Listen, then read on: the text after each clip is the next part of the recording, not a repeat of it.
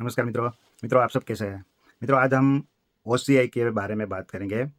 अच्छी खबर नहीं है। जिनके पास ओसीआई है उनके बारे में ये थोड़ी बुरी खबर है। जिनका रेगुलर है उनके लिए नहीं। आगे मैं बताऊंगा। आपको ये पूरा वीडियो देखना है और अपने रिश्तेदार रिलेटिव्स को ये वीडियो शेयर करना है, क्योंकि बहुत सारे ऐसे अभी लोग हैं जिसने ओसीआई को अपडेट नहीं किया है। तो मैं आपको विस्तार से बताता हूँ क्या हुआ है, क्या बुरी खबर है, वो मैं बताता हूँ।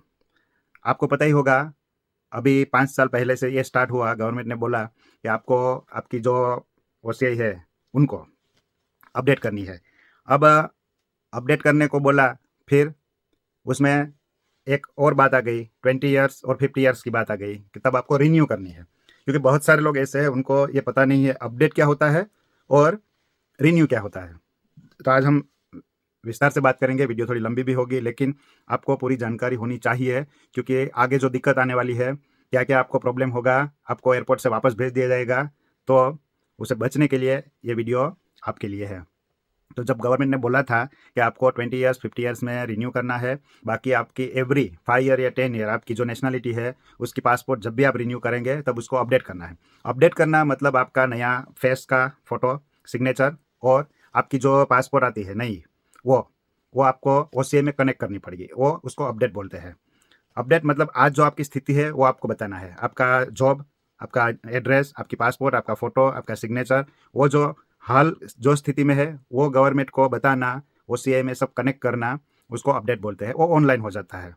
दूसरी बात, रिन्यू। रिन्यू का मतलब ये जो हमारे पास ओसीआई कार्ड है, ये कार्ड को चेंज करना।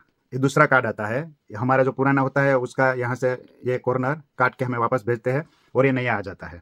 उसको बोलते हैं रिन्यू। रिन्यू में क्या करना है, 20 ईयर्स, या फिर आपका एड्रेस चेंज हुआ है, आप इंडिया से यहाँ आए, इंडिया में आपने ओसीआई बनाई थी, तो आपको सारी डिटेल अपनी चेंज करनी है, तो वो भी कर सकते हैं। उसको रिन्यू बोलते हैं। तो रिन्यू करने के लिए प्रोसेस लंबा होता है, मतलब सारे डॉक्यूमेंट आपको देने पड़ते हैं। अपडेट में ज़्यादा डॉक्यूमेंट लगता नहीं है, सिर्फ पासपोर्ट, फ़ोटो, सिग्नेचर और बाकी आपके एड्रेस और जॉब की डिटेल, तो वो अपडेट हो जाएगी। लेकिन रिन्यू में सारे डॉक्यूमेंट्स आपको ऑफिस लेके जाना पड़ेगा। अब ये तो हो गया अपडेट और रिन्यू। अब जो नई बात आई है, जो अच्छी नहीं है, वो है दो चीज़। आपको अब एक फॉर्म भी अपलोड करना पड़ेगा। उसको बोलते हैं वोटर आईडी अंडरटेकिंग फॉर्म। आपने इंडिया में अपना नाम, इलेक्शन कार्ड यानी कि वोटर आईडी और राशन कार्ड, दो जगह से नाम अपना कैंसल यानी कि रिमूव किया है या नहीं, ये आपको बताना पड़ेगा। क्योंकि आपके पास जब दूसरे देश की नेशनलिटी आ जाती है तो वो आपको अलाउ नहीं करते। वोटर आईडी और राशन कार्ड आप उसमें नाम अपना नहीं रख सकते।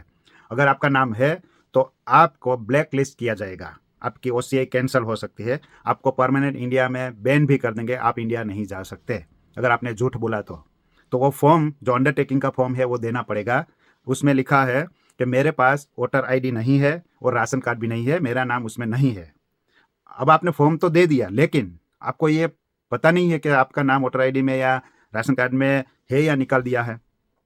अगर नाम उधर है इंडिया में और आपने फॉरेन में कहीं कोई भी कंट्री से ये फॉर्म आपने दे दिया और ओसीआई को अपडेट कर दिया, रिन्यू कर दिया, तो फिर आप ब्लैक लिस्ट हो जाओगे।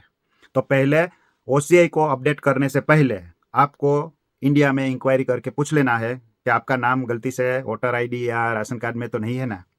जो लोग वहाँ से कंप्लीट करके आए उनके लिए कोई दिक्कत नहीं है, लेकिन जिन्होंने विदेश में आके पासपोर्ट लिया है, जो इंडियन पासपोर्ट पे कोई लंदन आया, कोई अमेरिका गया, कोई पोर्टुगल गया, कोई अफ्रीका गया, कोई यूरोप की कंट्री में गया है या ऑस्ट्रेलिया, कहीं भी जो लोग गए हैं वो पहले इंडियन पासपोर्ट पे गए थे। फिर वहाँ कुछ सालों के बाद उस देश की पासपोर्ट बना ली, उसको नेशनलिटी मिल गई। मैं अब यूके की बात करता हूँ। आप इंडिया से यूके में आए थे इंडियन पासपोर्ट के साथ, क्योंकि इंडियन पासपोर्ट जब आपके पास होती है तब आपके पास वोटर आईडी और राशन कार्ड होता है, वो तो नाम उसमें है। अब आप यूके में आ गए या अमेरिका में आ गए या कनाडा, तो आपने वहाँ की नेशनलिटी ले ली, तो आपका पासपोर्ट चेंज हो गया। तो आपने इंडियन पासपोर्ट को सरेंडर कर दिया, लेकिन वोटर आईडी और राशन कार्ड से आपने नाम नहीं निकलवाया है। वो आपको पूछना है, वो आपकी जिम्मेवारी है। हर जगह से आपको रिमूव, जैसे इंडियन पासपोर्ट सरेंडर करना है वैसे ही आपको वोटर आईडी और राशन कार्ड से अपना नाम निकलवाना है। अब जिसके पास यहाँ पासपोर्ट बन गई उसका तो उधर नाम है। अब आपको ओसीआई तो अप्लाई करनी पड़ेगी इंडिया जाने के लिए, या फिर वीज़ा लेनी पड़ेगी। तो ओसीआई ज़्यादातर बेटर रहती है, वो लाइफ टाइम होती है, तो मैक्सिमम लोग OCI अप्लाई करते हैं। जब आप OCI अप्लाई करते हैं तब आपको ये अंडरटेकिंग फॉर्म देना पड़ेगा कि मेरा नाम इंडिया में वोटर ID या राशन कार्ड में नहीं है, लेकिन आपने तो यहाँ पासपोर्ट बनाई तो वहाँ तो नाम है और ये फॉर्म दे दिया, तो फिर आप झूठे साबित हो गए तो आपको ब्लैक लिस्ट किया जाएगा। तो पहले उधर से नाम आपको निकलवाना है, बाद में OCI अप्लाई करना है। अब ये नई अप्लाई की बात हो गई, लेकिन अपडेट में सेम नियम लागू होता है। अब जिसको भी OCI अपनी अपडेट करनी है उनको ये लागू होता है, ये अंडरटेकिंग फॉर्म आपको देना ही पड़ेगा। और आप अपनी जानकारी दुरुस्त रखें कि इंडिया में आपका नाम है या नहीं, किसी को पूछ के इंक्वायरी करके आप वो वेरीफाई कर लीजिए। दूसरी बात, अब एक दूसरा नियम आ गया है, आपको अपनी सारी पासपोर्ट है, जिस पासपोर्ट से पहली OCI बनी थी वो पासपोर्ट, उसके बाद की पासपोर्ट, उसके बाद की पासपोर्ट, सारी पासपोर्ट आपको वो अपलोड करनी पड़ेगी। मतलब जिस पासपोर्ट कनेक्ट हुई वो सब पासपोर्ट, वहाँ से आज तक की पासपोर्ट जितनी आपकी 3-4 जो भी है वो भी आपको अपलोड करनी पड़ेगी, देनी पड़ेगी। क्यों? क्योंकि आपने 10 या 15 साल तक OCI को अपडेट नहीं किया है, तो गैप हो गया। अब गैप क्यों हुआ उसका जवाब भी देना पड़ेगा। अब आप कहेंगे कि मैं तो यहाँ UK में जॉब पे 15 साल निकाल दिया या 20 साल तक मैंने जॉब किया, मेरे पास टाइम नहीं था। तो गवर्नमेंट ने बोला ठीक है, आपने बहुत पैसा कमा लिया, तो थोड़ा एजेंट को कमाइए, थोड़ा वकील को, और थोड़ी पेनल्टी हमें पे कर दीजिए। तो अब पेनल्टी भी स्टार्ट हो गई है। आपने 2010 में या 5 में या 12 में या 15 में अपनी OCI बनाई थी, तब से लेके अब तक अपडेट नहीं की है, तो अब आपके ऊपर पेनल्टी लगेगी, क्योंकि कुछ लोगों को पेनल्टी लगना शुरू हो गया है।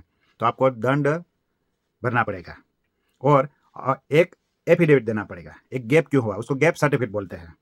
तो अगर आपने अंडरटेकिंग फॉर्म नहीं दिया और एक गैप सर्टिफिकेट नहीं दिया तो आपकी OCI रिन्यू नहीं होगी या फिर अपडेट भी नहीं होगी।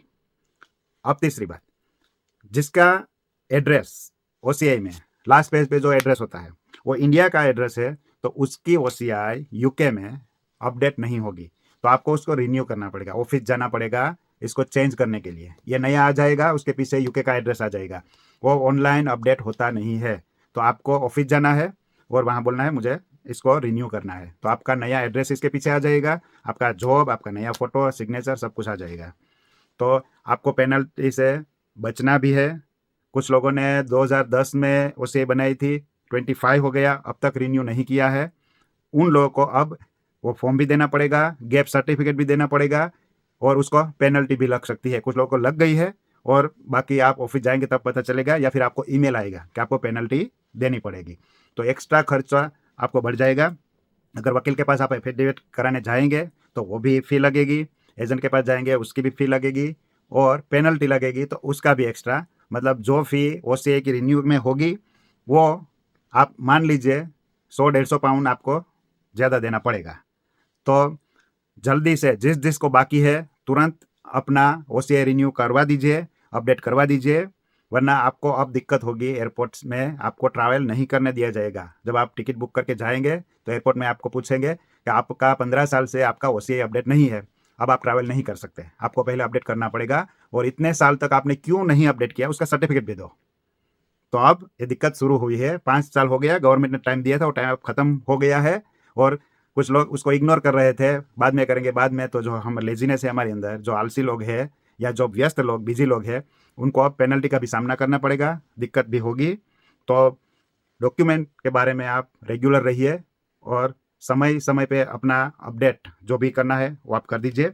तो आपने इस वीडियो को देखा उसके लिए आपका बहुत बहुत धन्यवाद। इस वीडियो को ज़्यादा से ज़्यादा शेयर करें ताकि बहुत सारे लोग अभी बाकी है जिसने अपडेट या रिन्यू OCI नहीं किया है, उन तक ये वीडियो पहुँचे, उनको ज़्यादा खर्चा ना हो, तो वो भी अपना काम तुरंत स्टार्ट कर दे। नेक्स्ट वीडियो में मिलते हैं नई जानकारी के साथ। आप हमारे साथ जुड़े रहिए, हमें फॉलो करें, सब्सक्राइब करें। Thank you.